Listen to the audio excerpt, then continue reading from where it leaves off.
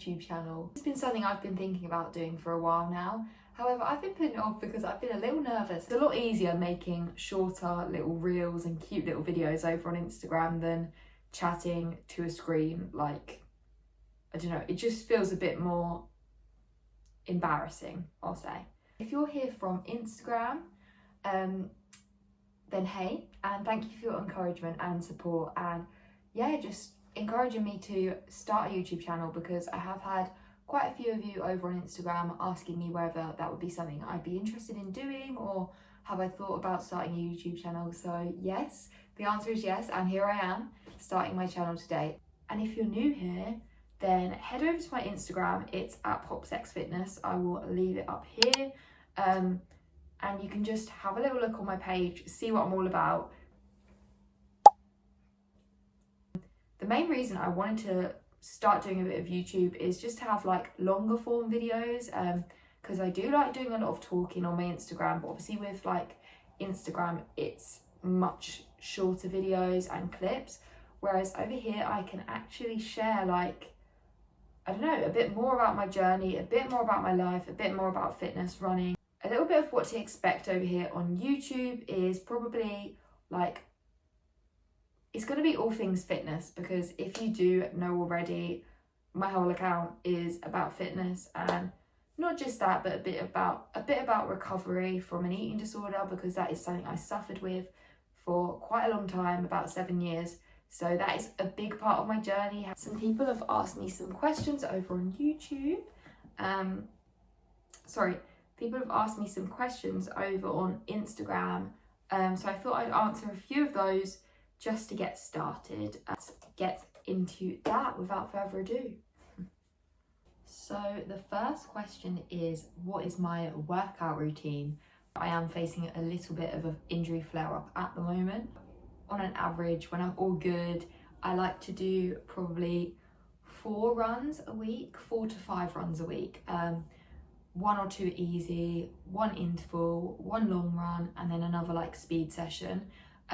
And alongside that, I will probably do 1 day of cross training and 1 upper body workout and 1 lower body workout. And that's just what works for me, but obviously everyone is different. That's that. Do I like dogs? Yes, I do like dogs now, but funny story is I literally used to have the biggest fear of them, like to the point where I would literally run in the road when I was younger. And I honestly don't know how I overcame that, because I never thought I was going to. But honestly, one random day, I went to my friend's house and I called my mum and I was like, Mum, you need to pick me up, they've got a massive dog. And then I called my mum like 10 minutes later when she was literally on the way to pick me up, saying, it's fine, I love the dog now. And I was about 14 at the time, and considering I'd literally had the biggest fear of dogs for my whole life, and in the space of like 15 minutes I overcame the fear, it's just crazy. And now I love dogs, so it's really weird. Would you like to try an Ironman race? Probably not, to be honest. I think the furthest I'd go is like an ultra marathon. I'm not a very strong swimmer. I do a lot of running and I do a lot of biking, but swimming it's just not for me. I did try and pick it up last year. I'm just not very strong. Like, I could probably save myself, like, touch wood, but I'm not the strongest swimmer. Although, you never know, things could change, because I didn't used to be the strongest runner and now I am, you know. What is something that you wish you could tell your younger self? This is a really good question. Probably just that you're enough as you are. You don't need to be like everyone else. It's okay to just be you.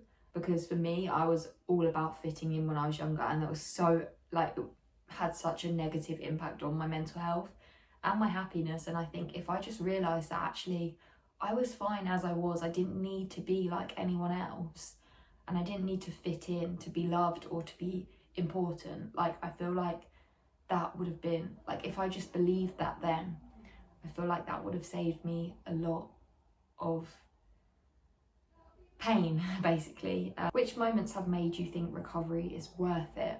There's a lot of moments that have made me think recovery is worth it. I think probably the main one just being the fact that I can be present and live my life like a normal human being, like realising that actually there is more to life than being the smallest in the room. Now, having recovered from like my eating disorder, I can literally see how consumed I was and how much of life I was missing out on.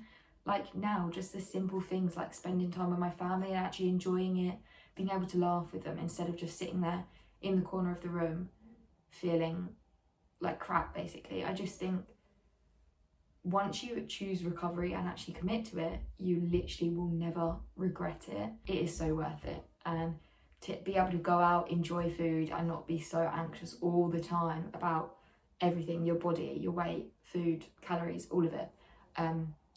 That's, I think, just really seeing that there is a world out there and it's to be lived, it's not to be spent shrinking your body. How to accept eating more, both physically and mentally. Now this is quite a hard one because I think especially when you're in like a recovery journey, whether it's from an eating disorder or trying to get your period back or anything like that, you are gonna need more food than the person next to you probably. Like you might need more than your brother, your sister, your mum, your nan, your dad.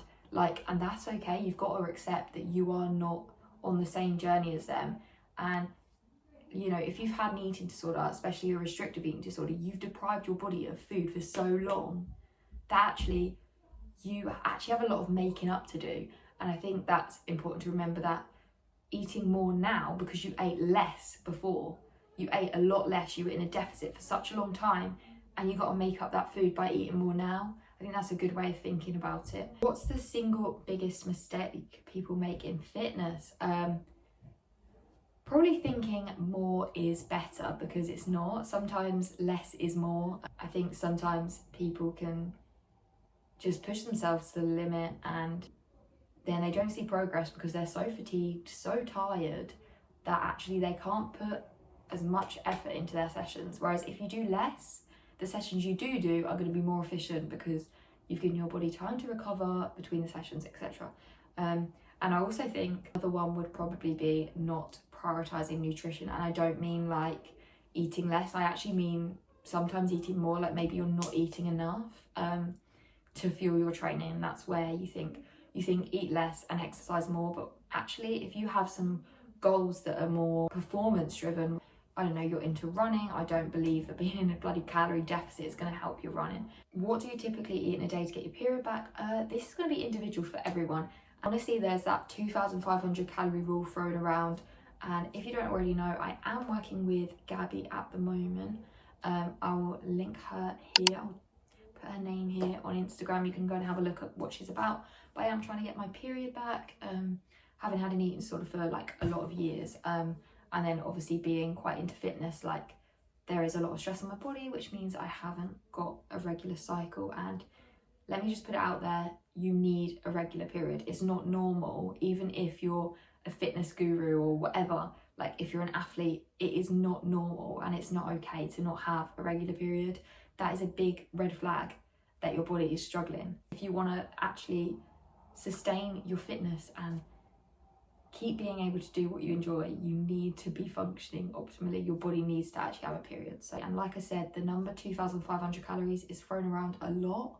However, I don't believe that is like set in stone, and if you're still exercising, you're probably going to need a fair bit more than that. Yeah, like I say, it's very individual, and I won't actually share calories of what I'm doing because I don't think it's helpful, and it doesn't actually give you information on what to do for yourself. But I would say seek some support for that. Did you have fear foods? Yeah, I did have fear foods in my eating disorder, and I avoided a lot of foods for a long time.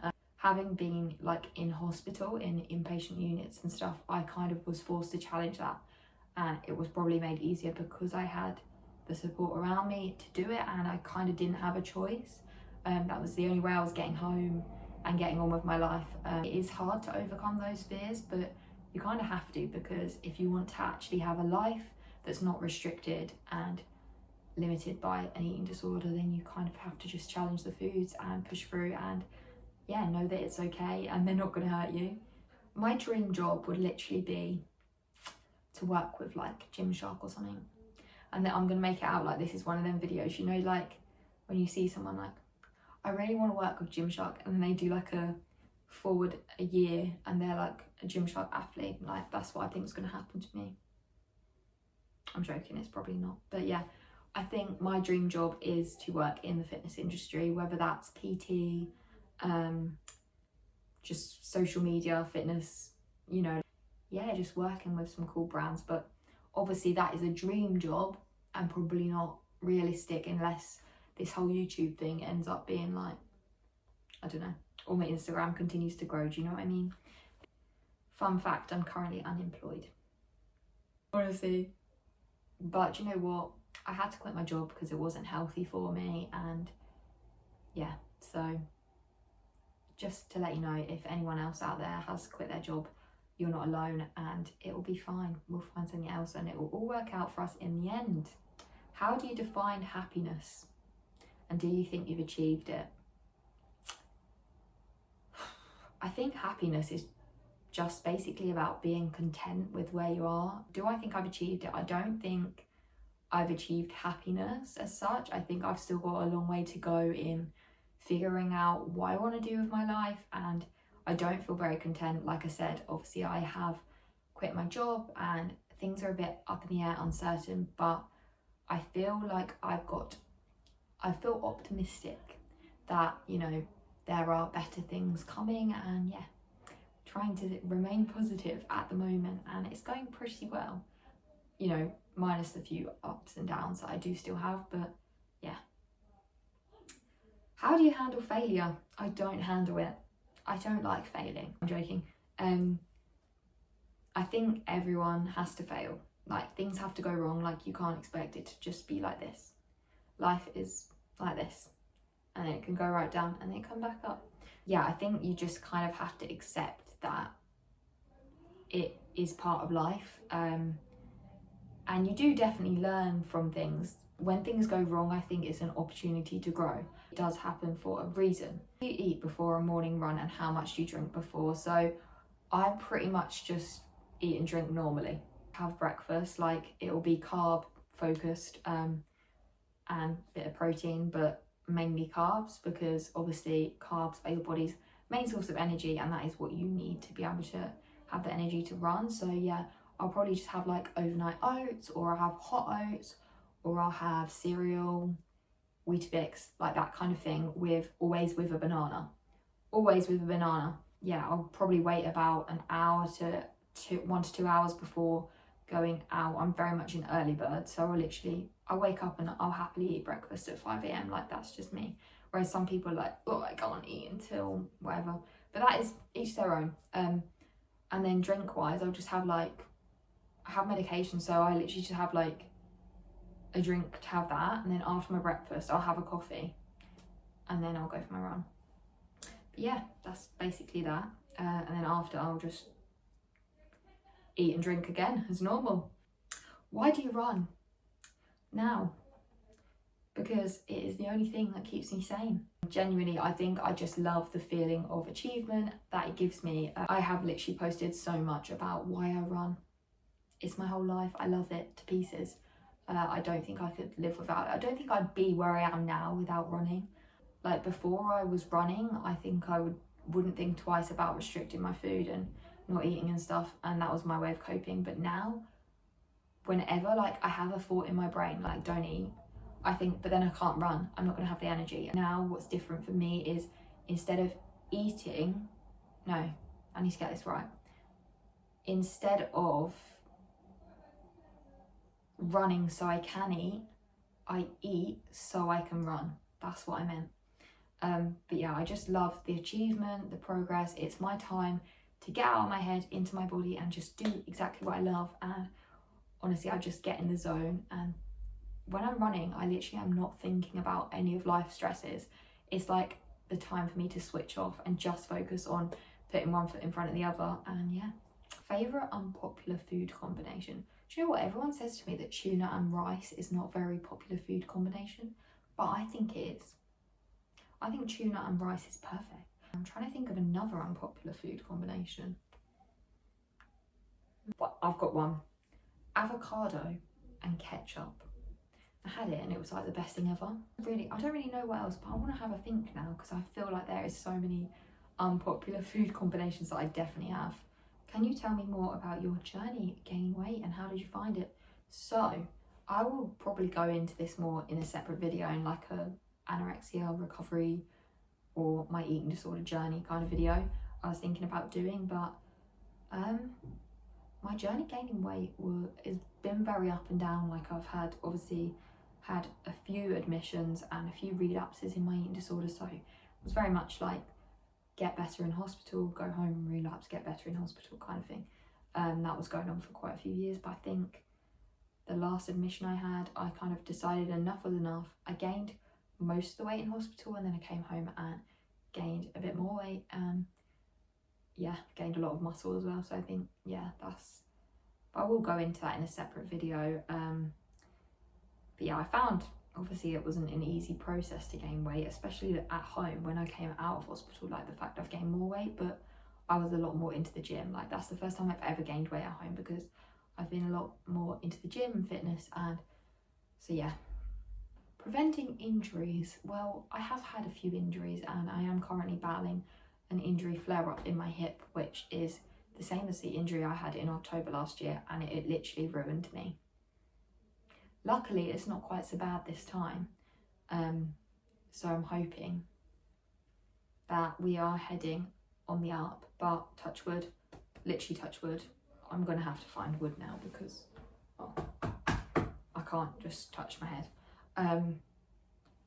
But yeah, to prevent injury, I would say your main thing is to prioritise your rest days, prioritise your nutrition and fueling enough, because your body needs the fuel to recover from sessions, and your body needs the rest to recover from sessions.